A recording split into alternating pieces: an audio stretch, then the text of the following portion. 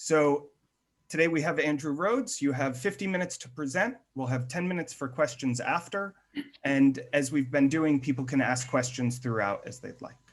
Okay, take it away. Okay, so thanks everyone for coming along. So this is joint with Alexi.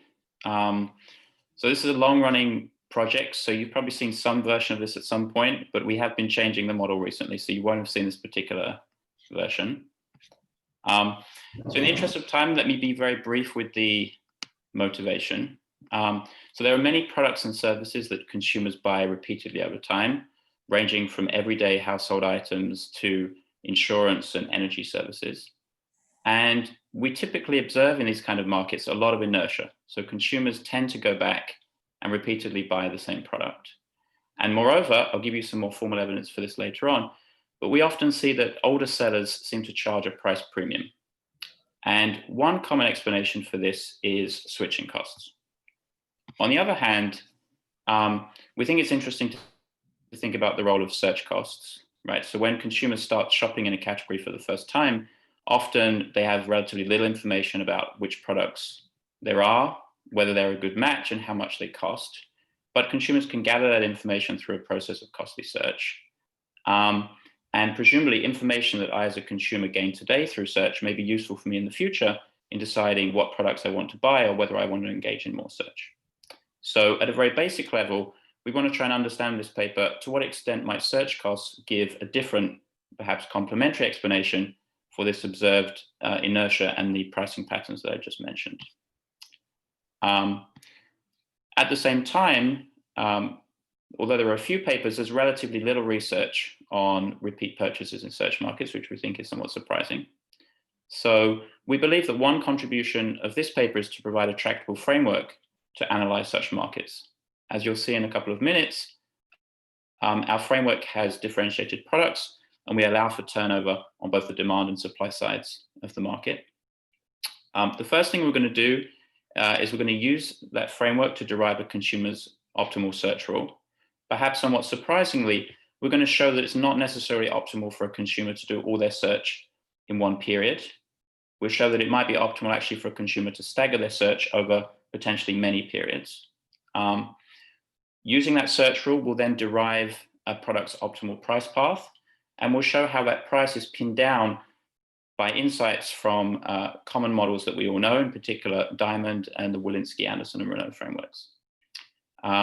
Once we have that in hand, we do various things in the paper. What I'm going to focus on in this presentation is how search frictions affect the amount of price dispersion and brand loyalty in the market, where those are two things that I will define very precisely when I get to that point. Okay, so in terms of the related literature, this paper is related to many strands of the literature, many papers, several of which have been written by people in this audience. So as a commitment device not to spend a lot of time on the literature, I'm just going to completely skip that. What I really want to do is go to the model and get your feedback on how we're setting up the model and the results that we have. So if it's okay with you, I'm going to jump straight into the model. I have some pauses for questions, but I think this is probably too early to stop for questions. But obviously do stop me at any point if you want to. Okay, so the model is relatively simple, but there are a lot of moving parts. So I'll go through it quite slowly and then I'll recap later on the key ingredients. So this is going to be a game in discrete time between consumers and firms who have discount factors respectively delta C and delta F. On the supply side of the market, there is a continuum of differentiated products, each of which can be supplied at zero marginal cost. Now, this is one thing that we've recently changed. For the purposes of this presentation, I'm going to assume that for each of these differentiated products, there is a continuum of undifferentiated single product firms which supply it. It turns out that this is going to simplify greatly the analysis, but as I will show you later on, all of our results carry over to what you might think is a simpler setting where each of these differentiated products has some finite number n of suppliers, where n could be one, but n could be more than one. But to simplify the presentation, I'm going to focus on what you should therefore think of as a double continuum framework. Importantly, firms in this model have no commitment power. So at the beginning of each period, they have a chance to set a new price if they wish. On the other side of the market, we have a continuum of consumers, and we're going to normalize so that there's a measure one of consumers per firm. consumers are interested in buying at most one product in each period. And when a consumer buys a product, she's going to generate a payoff of epsilon plus U of P. So let me explain what each of these two things are. So first of all, epsilon, this is a standard match term, which is drawn IID across products and consumers using some well-behaved distribution function F. And importantly, this match is time invariant, meaning that as a consumer, my tastes for all of these products don't change over time. Then we have this U of P term here. This reflects the fact that we have, or we make the assumption that when a consumer faces a price P, she can buy some quantity QP where that is log concave and downward sloping. And so UP is therefore just the area under the demand curve, but above the price.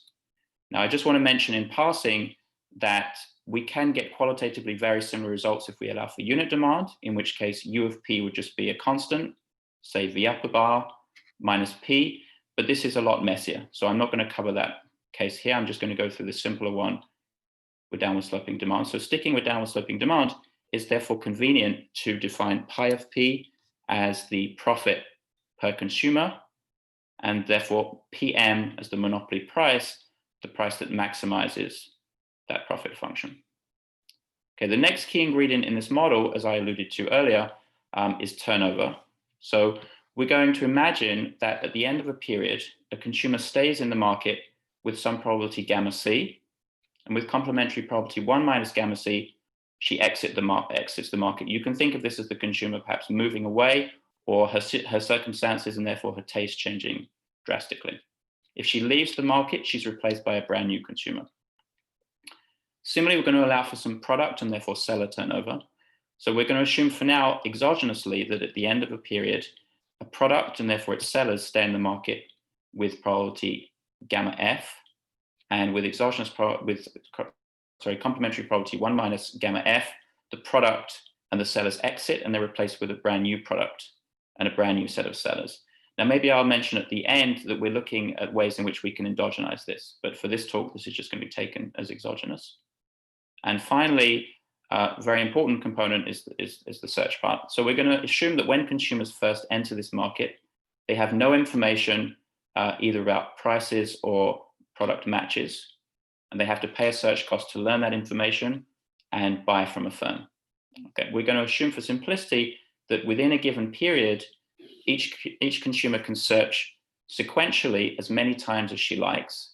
And we're going to focus on two types of search. Intuitive, I'll explain them in a minute, but intuitively, one type of search is going to be relatively costly, but the consumer can learn a lot of information. And the other type is less costly, but she has less information to learn. So specifically, first of all, a consumer can pay a relatively high search cost S. And when she does that, she draws a random seller of a random product that she's not searched before. So a product that she's never seen before. When she does that, she's going to learn her match epsilon with that product. She's going to learn the price of the particular seller that she's just drawn. And for technical reasons, we're also going to assume that the consumer is going to learn the age of this product. Essentially, you can kind of anticipate what role this is going to play. This is just going to make it easier for the consumer to forecast how much this product might cost in future periods. It's a kind of a technical assumption to avoid some problems which we don't think are economically particularly important in the situations we have in mind. So this is one kind of search that the consumer could do. Another type is that she could pay a lower search cost R, which is strictly positive but less than S.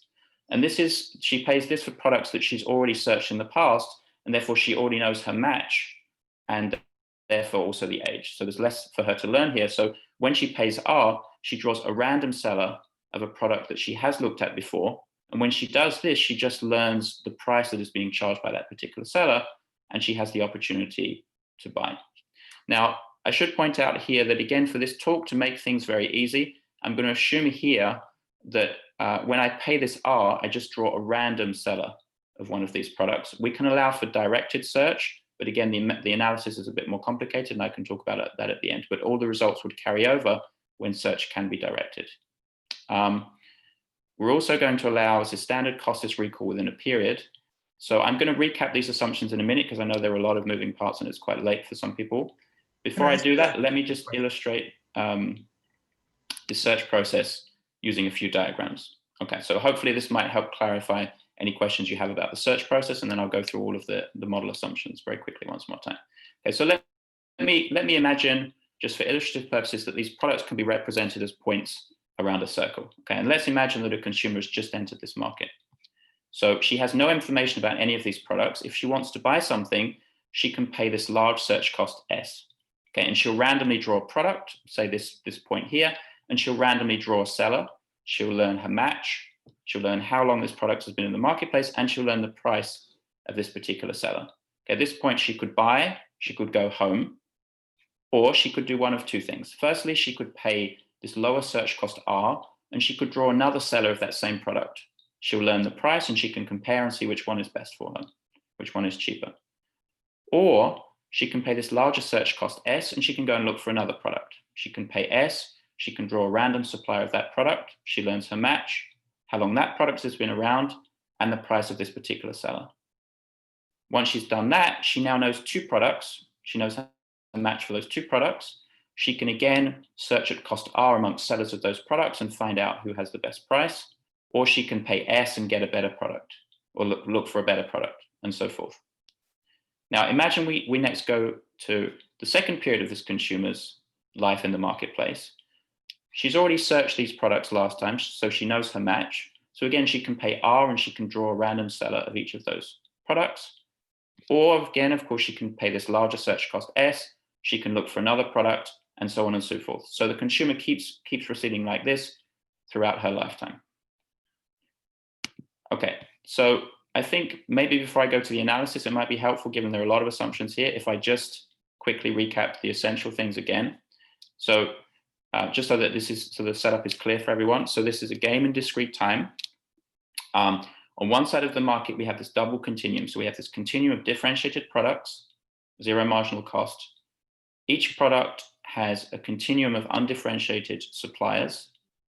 Firms choose a price at the beginning of each period for the product that they're selling. Consumers wish to buy at most one product in each period. They get utility from two sources. One is a match term epsilon, which is time invariant, so their taste for products don't change over time. And the second source of utility is U of P, which is reflecting the fact that we have this downward sloping demand curve. We have also some turnover. So at the end of a period, with probability gamma C, a consumer exits, and with probability with probability 1 minus gamma C, consumer exits, with probability 1 minus gamma F, a product and its sellers exit, and they're replaced by new consumers and new products. And finally, we have this search process. So consumers start off with no information about matches or prices. Within a period, they can search sequentially as much as they like. There are two types of search. There is this relatively costly search for products that they haven't looked at before. They learn their match, how long that product has been around, and the price of the particular seller they're looking at. Once I've searched a product, I know my match.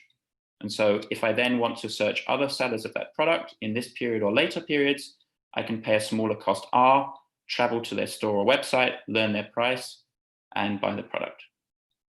Okay, so that's the model. So maybe now is a good time to stop and see if there are any questions so far. A quick clarification question. When you're going back to something you've searched before, it's random among all sellers of that exact type, but you could choose, like if you had searched two different types in the past.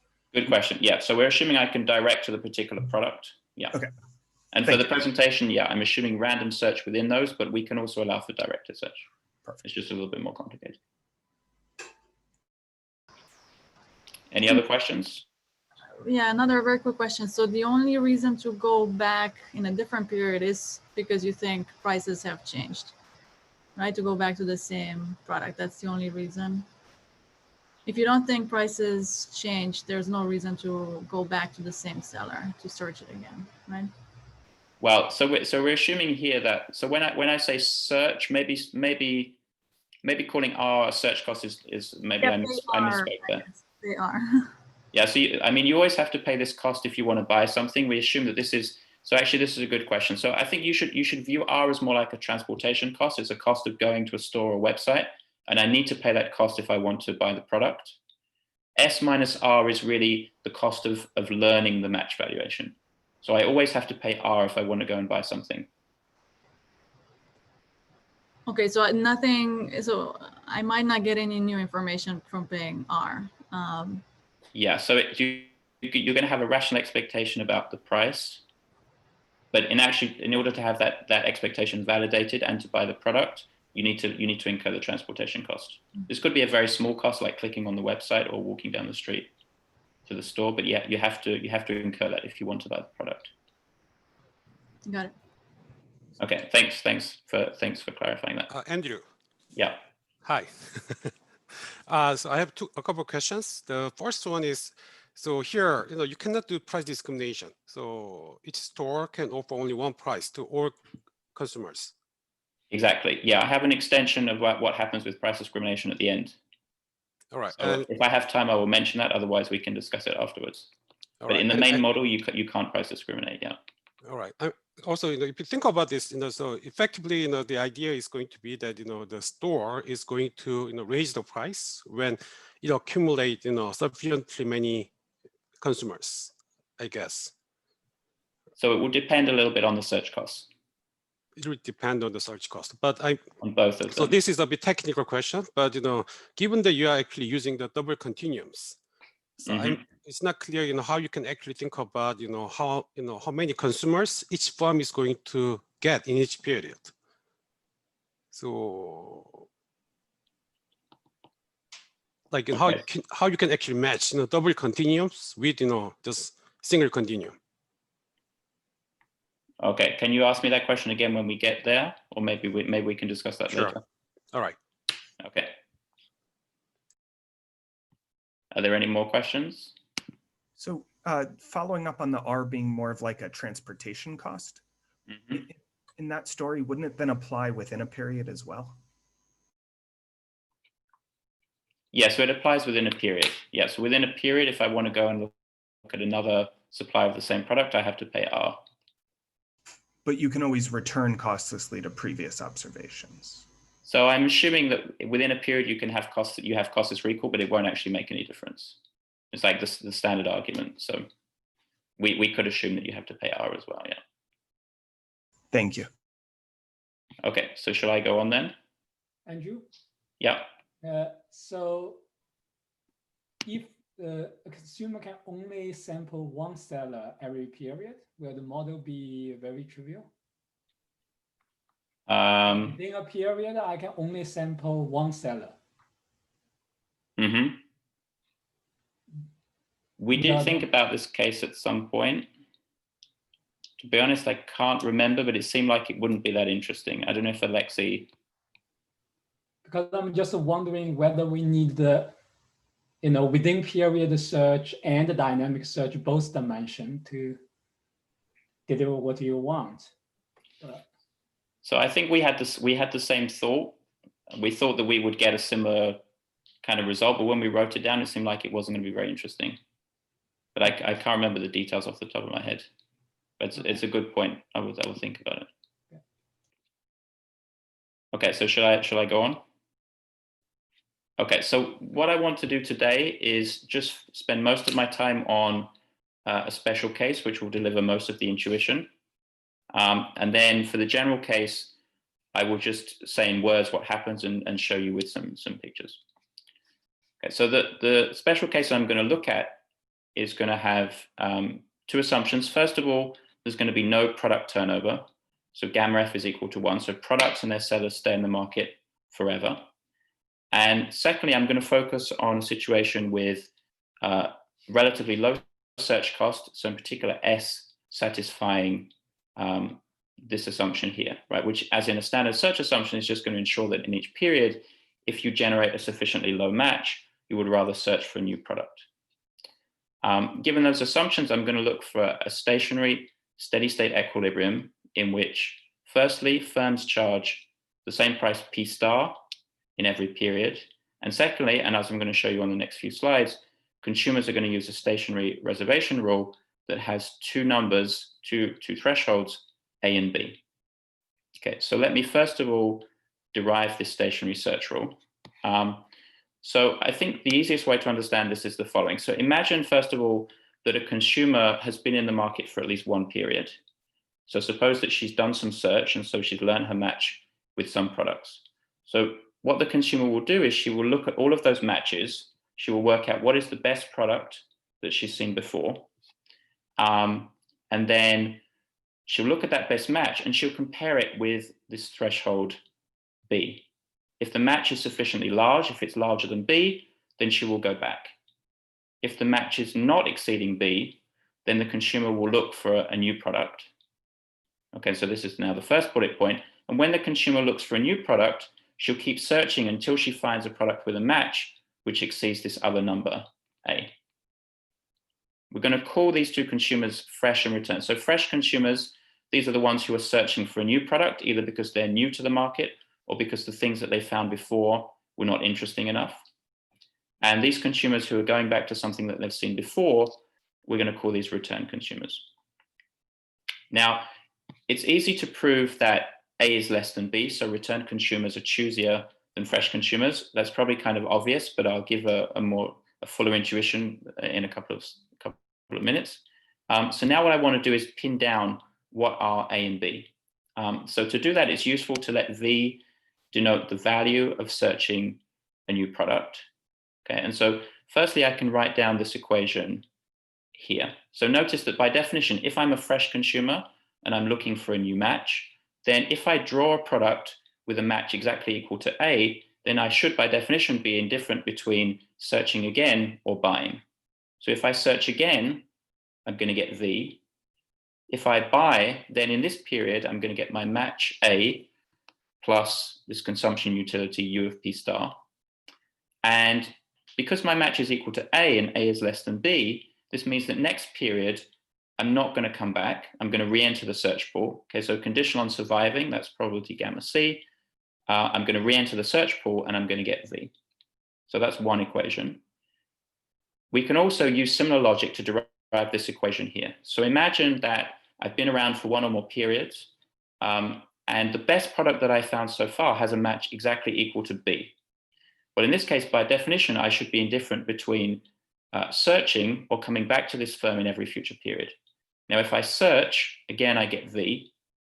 If I come back in this and every future period where I'm in the market, well, I'm going to get my match, this consumption utility, and I have to pay the return cost. So I now have two equations which pin down A and B. And so the final thing I need to do is to derive an expression for V, the value of search. Okay, and so to do that, I can note the following.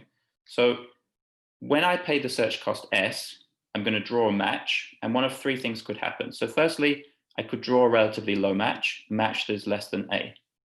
In that case, this product is so bad that I'd rather search immediately, and therefore I'll generate a payoff of V. On the other hand, it could be that I draw an intermediate match, so a match that is somewhere between A and B. In that case, this product is good enough to buy now, but it's not good enough to come back next period. So I buy in the current period and get this utility, and then conditional on surviving, next time I re-enter the search pool and therefore get V. Finally, it could be that I draw a very good match, a match that exceeds B, and in that case, I'll buy the product today, and then I'll also come back paying this return cost and buy it in all future periods as well. Okay, so I now have three equations in three unknowns. If I solve those, then what I'll end up with is the following result. So this says that there is a unique stationary search rule, and it has two properties. First of all, the difference in these thresholds A and B, so the thresholds used by fresh and return consumers, is exactly equal to the return cost R. And secondly, this threshold A that is used by the fresh consumers satisfies this equation here. Okay, so let me go through both of those things. So firstly, the fact that the difference in the thresholds is exactly equal to R, this is very intuitive. If you think about it, a fresh consumer has already sunk their search costs. They're in the store, and so they have the opportunity to buy the product immediately. Now, next period, if you're at home and you're thinking about whether or not I want to come back, to be in that same situation in the store, I have to pay the return friction R. And so that's why if I was indifferent when I was in the store with a match A, when I'm at home and to be indifferent about coming back or not, I should have a match equal to A plus R. Secondly, A is pinned down by this equation here. So you'll notice that if I either let delta C equals 0, so consumers don't care about the future, or I take the limit as gamma C tends to 0, so repeat purchases disappear, then this whole thing disappears, and this is just like a standard one-shot Weissman search rule. As soon as we have forward-looking consumers and repeated purchases, we have this additional term here. Okay, and so we can show some very natural comparative statics. So we can show that when the search cost is lower, the search cost S is lower, or when consumers put more weight on the future, then both of these thresholds move up. So consumers become choosier. On the other hand, we can also show that when we increase the return cost R, these thresholds move in opposite directions. So it's pretty clear that B should go up, right? If I have to pay more to go back, return consumers are going to be more discerning. It turns out that A actually falls. So fresh consumers are less choosy. And I think the intuition is just that when you're a fresh consumer and you're searching, you're taking into account that you might find some good matches that you're going to come back to. Well, if the return cost is higher, you're going to come back to fewer of those matches, and so the value of searching for a new product is less, and so A falls. What we can also show, and this is something I'll come back to later when I discuss a couple of empirical papers, we can also show, and this is very intuitive, that the probability of you being a fresh consumer decreases smoothly with your age. Right? Intuitively, as soon as you find a match that exceeds B, you're no longer a fresh consumer, you become a return consumer. So what this is basically saying is that as you become older, you're more likely to be an inertial consumer who just sticks with the same product. Okay, so that's all I want to say about the search problem. So now I want to turn to the pricing problem, but before I do that, let me again pause and see if there are any quick questions. Okay, if there are no questions, let me go on with the... Yeah, no, I did want to go back to my previous question because I'm still a little bit confused. So what happens in this break in between periods? Kind of what changes? So I left the store and I didn't buy, and then why would I come? Like what changes in my information and or in my expectation or to make me want to come back?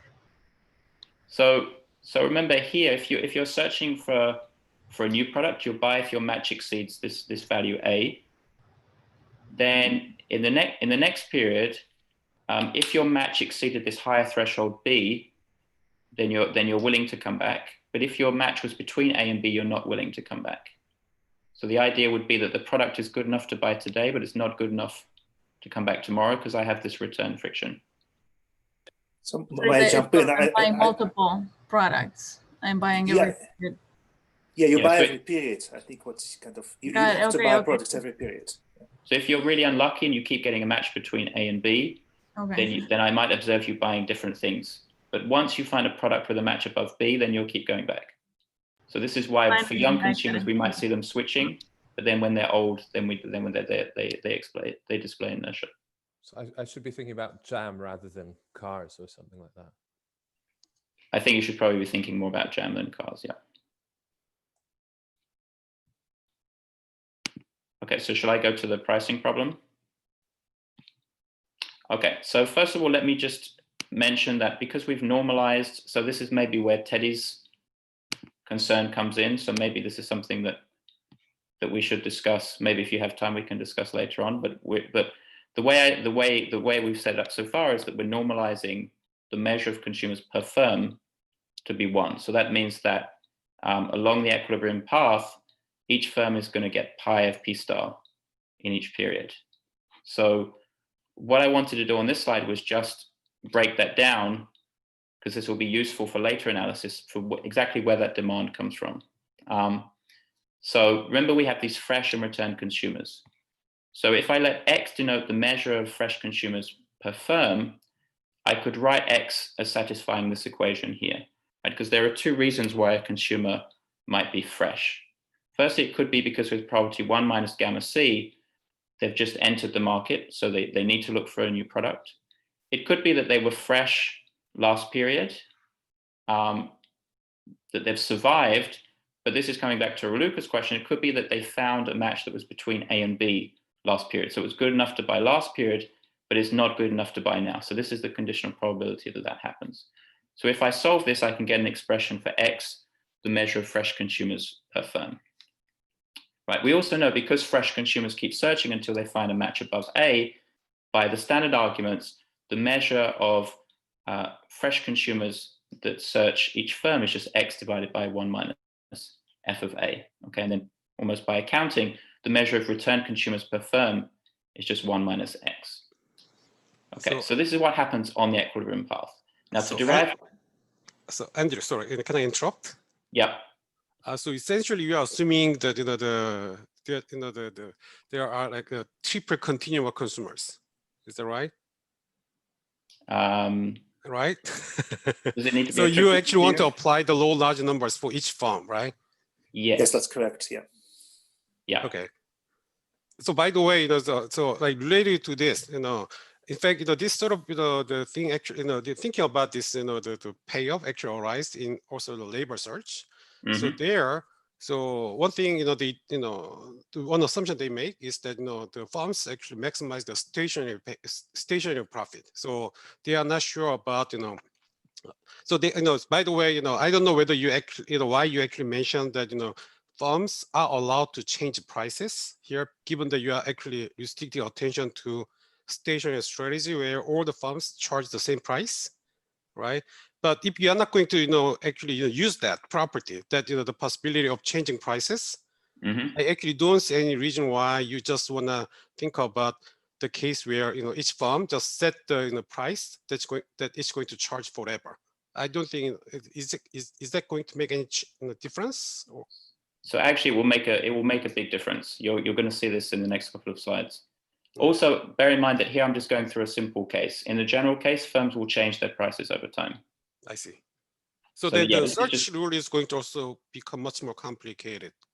Pardon? Search rule is going to be also, because you show us only the stationary search rule. Yeah. The search rule will also be more complicated. Yeah. I will come to that towards the end of the talk. So this is what happens along the equilibrium path. So firms earn this amount in each period, and we can decompose their demand into fresh and return demand. Okay, so now to derive P star, we need to think about what happens off the equilibrium path. Okay, so imagine that in some time period T, some firm J makes a one-shot deviation and charges a price Pj, which is not equal to P star. Now, because this is a search model, consumers don't observe that deviation before they search. And therefore, this firm is searched by the same measures of fresh and return consumers as it would have been on the equilibrium path. Okay, now, we then need to think about what are consumers going to believe about prices of other firms in this period and also in future periods. So for period T, we're going to make a standard assumption of passive beliefs. So consumers believe that all other firms in this marketplace are still charging P star. Now, at this point, this is where having a continuum of suppliers of each product helps us immensely, right? Because what this means is that the measure of consumers who've actually seen this deviation is 0. So what this means, given also our assumption of random search, this means that in the following period, T+1, each firm is going to be searched by the same measures of fresh and return consumers as would have been the case if firm J had never deviated. Okay, and so if you think about it, what that implies is that from the following period onwards, all firms, including firm J, are just going to charge P star, and they're going to earn exactly the same profit. So this is where we use the continuum to simplify some of the arguments. I will discuss, if I have time, what happens with a finite number of suppliers later on. But maybe this is kind of in the spirit of what Teddy was saying. This means that here we can, when we think about what is the effect of this deviation, we just need to worry about the effect on firm J's profits in this period. We don't need to worry about the future consequences of that deviation. Okay, so let me quickly describe what profits look like following this deviation. So it's convenient to think about two different types of deviation. So the first one I'm going to look at is when firm J's deviation price satisfies this inequality. What does this mean? This means that firm J has either decreased its price below P star or it's increased it, but by not too much. Now, for deviations to satisfy that, first of all, it's easy to see that all return consumers will buy. So all the return consumers who come to firm J will buy. If firm J has cut its price, then of course those consumers will buy. They came back expecting to buy at P star. If firm J is offering them a lower price, they'll of course all still buy.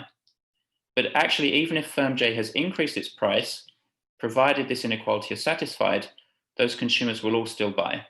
The intuition is, firstly, all those consumers would rather buy the product at firm J rather than pay R and buy the product from another supplier. Because if you look at this inequality, the amount they would save by getting a lower price at another supplier doesn't compensate them for the search cost R that they would have to pay.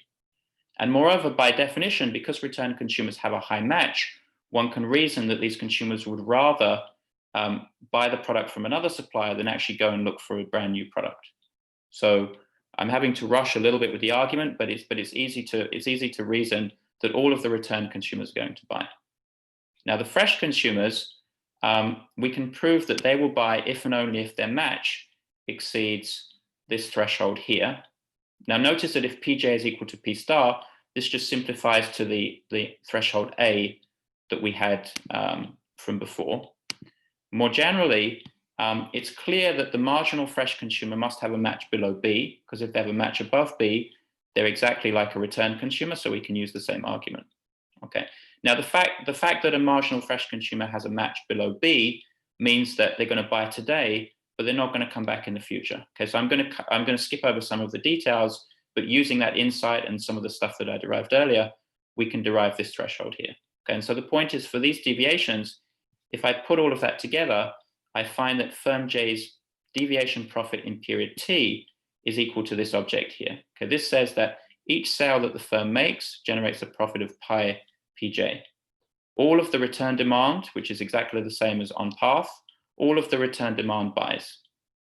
Fresh consumers buy if and only if their match exceeds this threshold here. Okay, and when you look at this expression, you'll notice that return consumers are much less price sensitive than fresh consumers. So this will be important for understanding the result, not just here, but in the general case. So return consumers come back because they know they have a high match. And so they're willing to tolerate slight price increases. They might vary the amount that they buy, but they'll all still buy. Whereas fresh consumers, they search not knowing whether they have a good or a bad match. So at the margin, you will lose some fresh consumers if you increase your price. So this is demand derived for deviations which satisfy this inequality here. The other type of deviation is when your deviation price Pj satisfies this inequality here, right? And it's pretty clear from this that this holds when firm J has increased its price by a lot.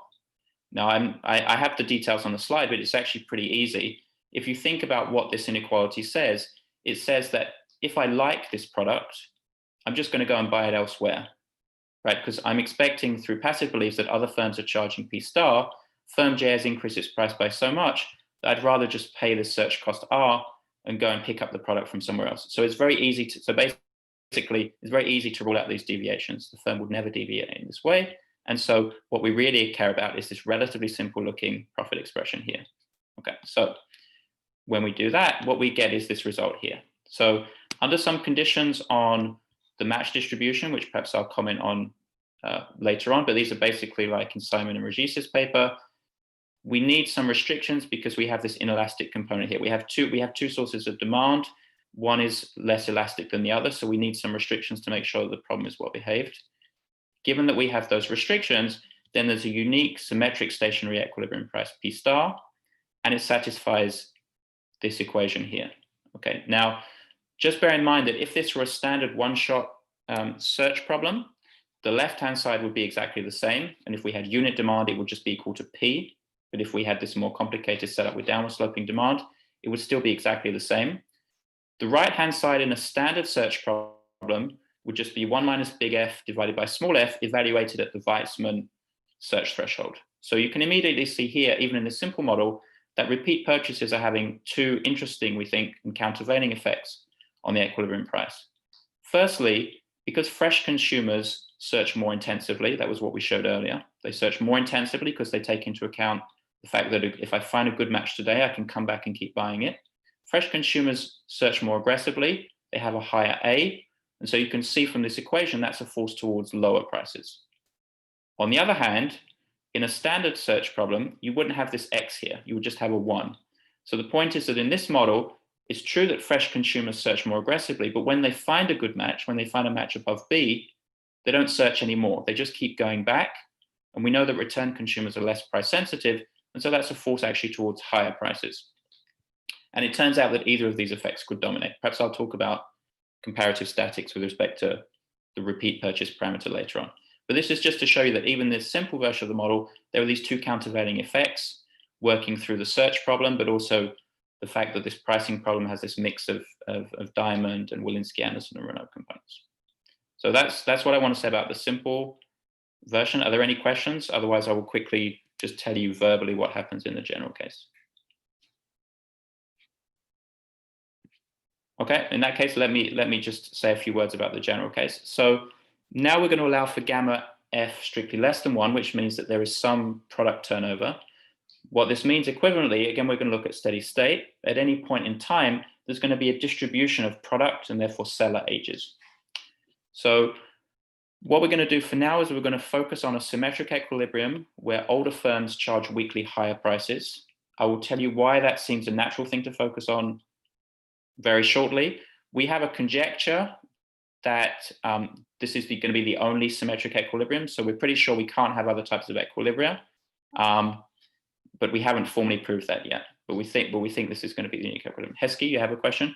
Yeah. So, I mean, rather than thinking about the demographics of the firms, another way to go would be to think about demographics of the consumers. And there's been some empirical work to try and think about how, you know, the aging baby boomers or different consumer demographics have led to impacts on retail.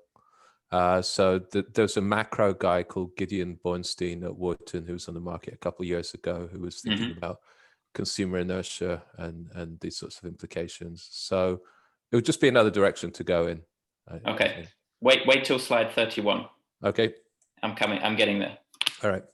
You mentioned that to us last time, so okay. We've taken a look at that. Sorry, yeah, my memory is not great at the best of times, and today not particularly. Yeah, so I had a little reference to that earlier, but maybe I should have maybe made it a little bit more.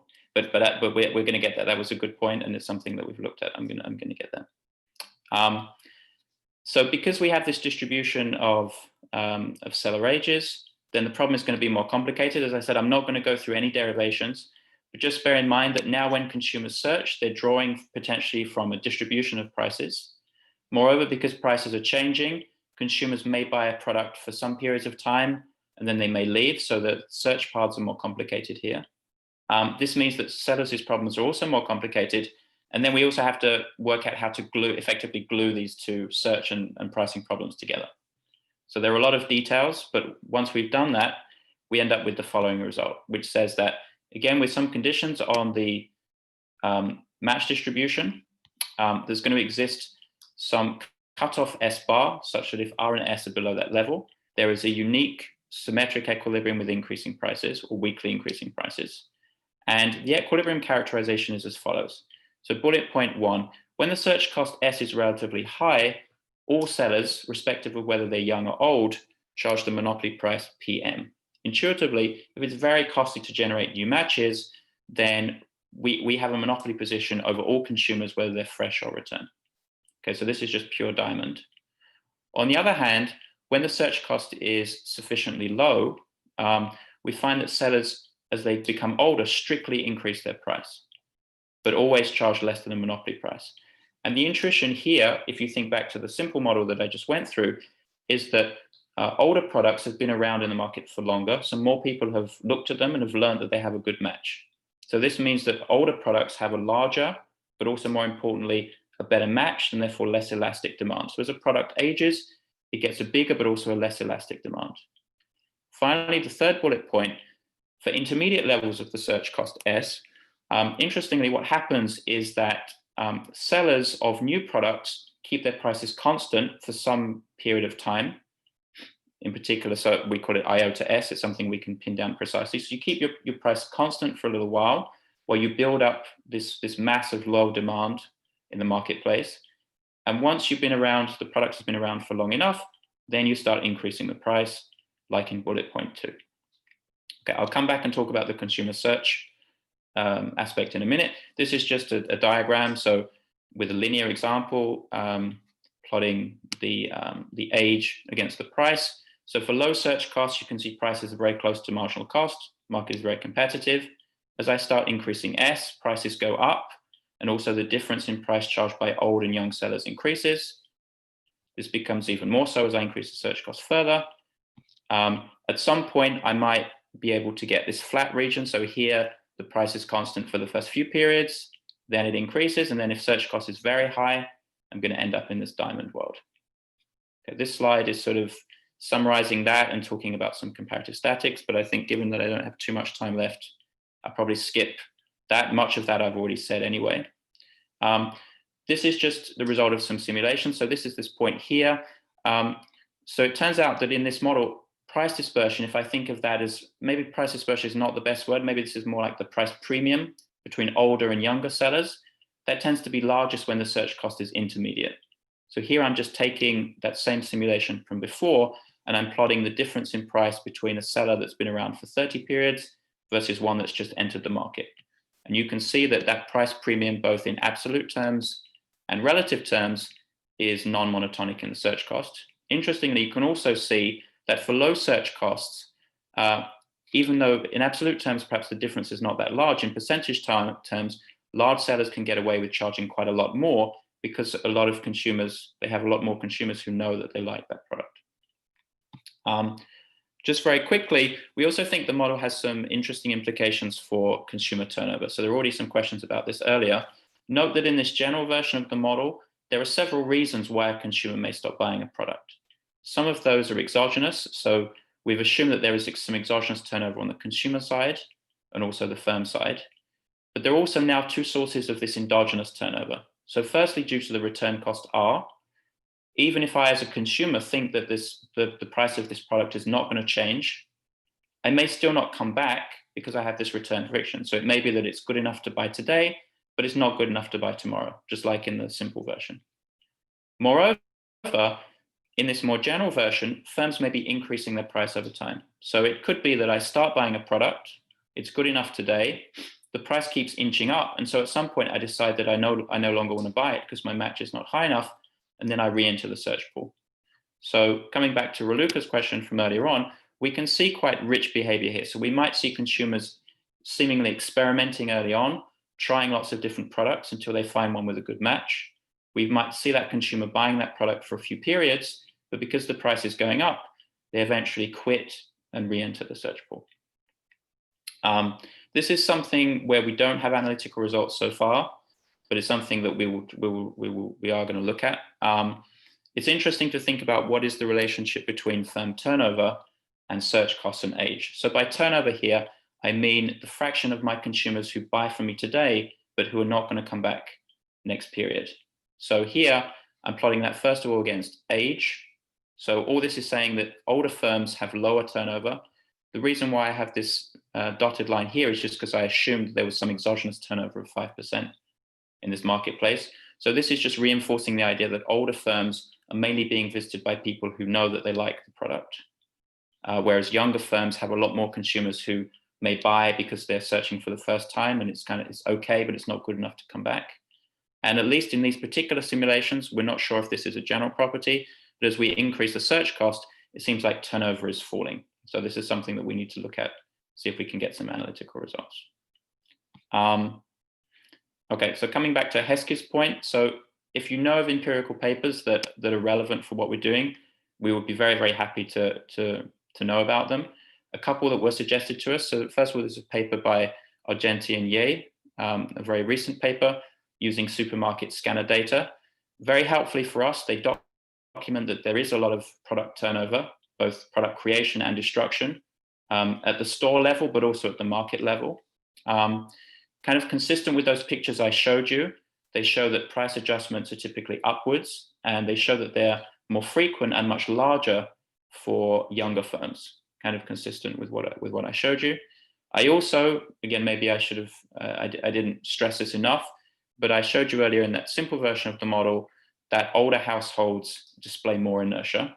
And this is one pattern that comes out of this Bornstein paper that Heske mentioned. if you know of other.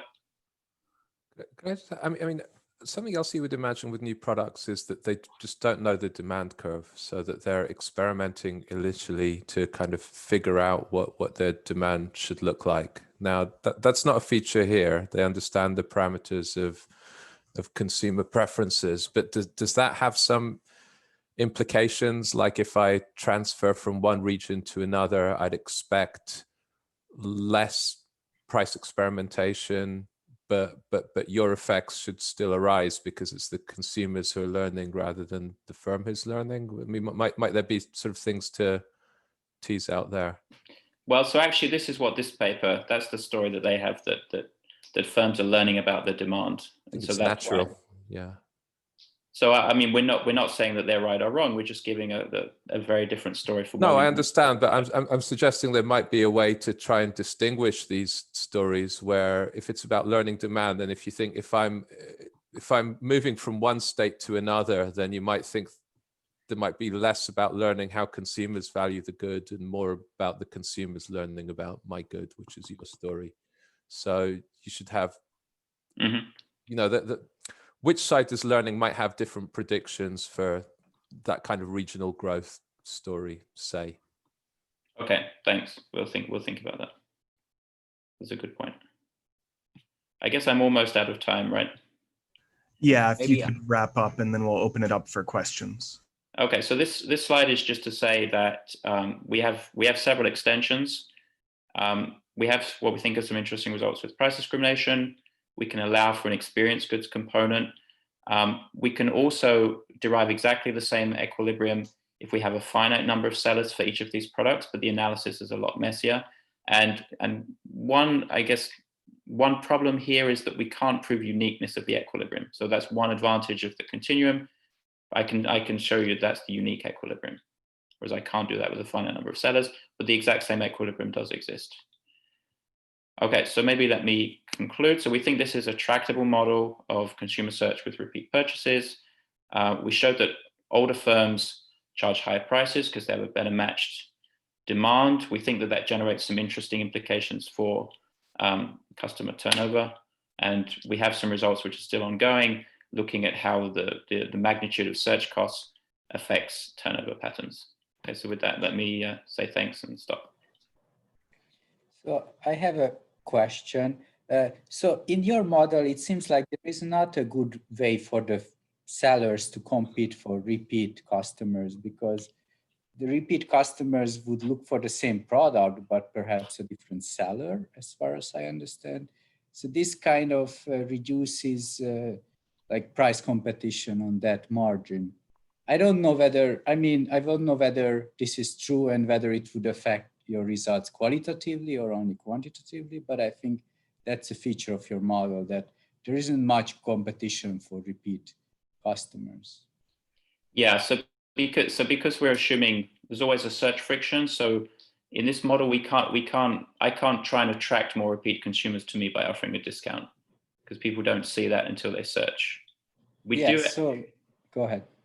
Yeah, I was going to say we do have a version where you can contact old consumers with advertising.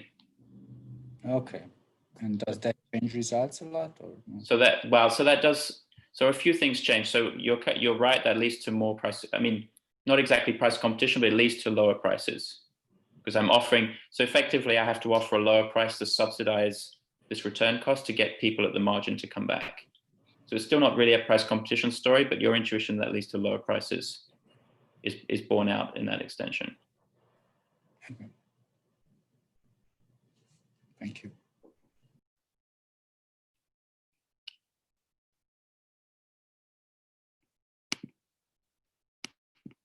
Could you perhaps clarify again, Tim, for me, what's the issue is with assuming a finite number of firms offering each product?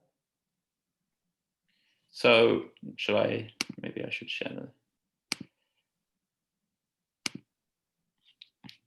Well, so one issue, actually, let me.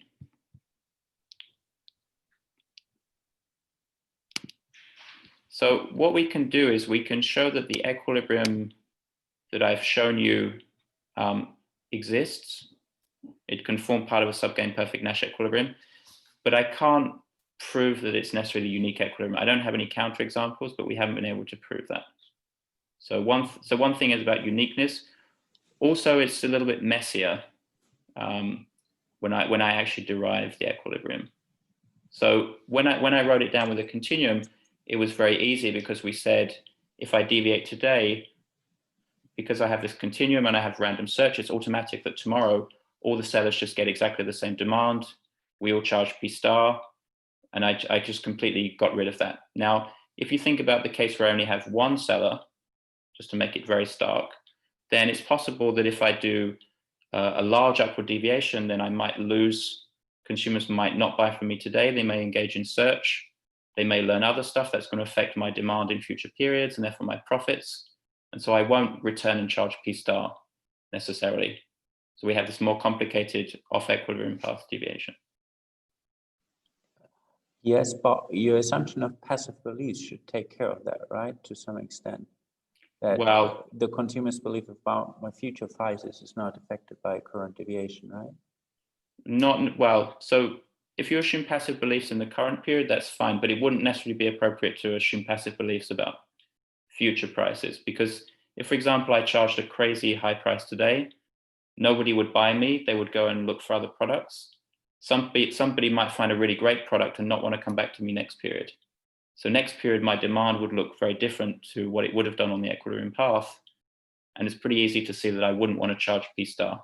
And so therefore a passive belief, that wouldn't be subgame perfect. It wouldn't be optimal for me to charge P star next period. If I may follow up again, but it should hold for small deviations, shouldn't it? Oh, sure. For small deviations, everything works perfectly. It's just for these large deviations. Yeah, you're completely correct. For small deviations around P star, it's very easy to see that everything goes through.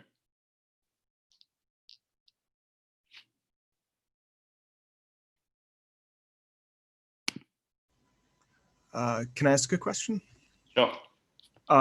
So imagine like almost exactly the setup you have, but once in a while, instead of having one of the other assumptions you've got, once in a while the product is reformulated and a new epsilon draw was pulled, right? So if you were worried about these markets where things are generally the same for a little while and then they change because of a reformulation, could your model admit that fairly easily, as long as the consumer doesn't know the reformulation is coming? They know there's a probability, but they don't know what turn. I think we could do that. Yeah, and I guess it would make sense that you would still pay the return cost R, so you would have an incentive to go back and see if the product is good. I think we could do that. Yeah, off the top of my head, I'm not sure exactly what would happen, but I think we could accommodate that. I suspect they would kind of behave like fresh demand. Not quite the same, but once you're there, you've now got the pull again. And so I assume it would almost fit inside of your framework as just a... Okay, that's an interesting suggestion. We'll think about it. But I think we can definitely handle that.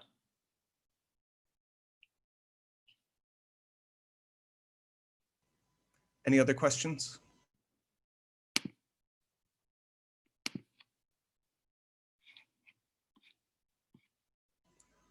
I will end the recording here. Thank you everyone for joining. And clap as appropriate, either unmuting or with a symbol.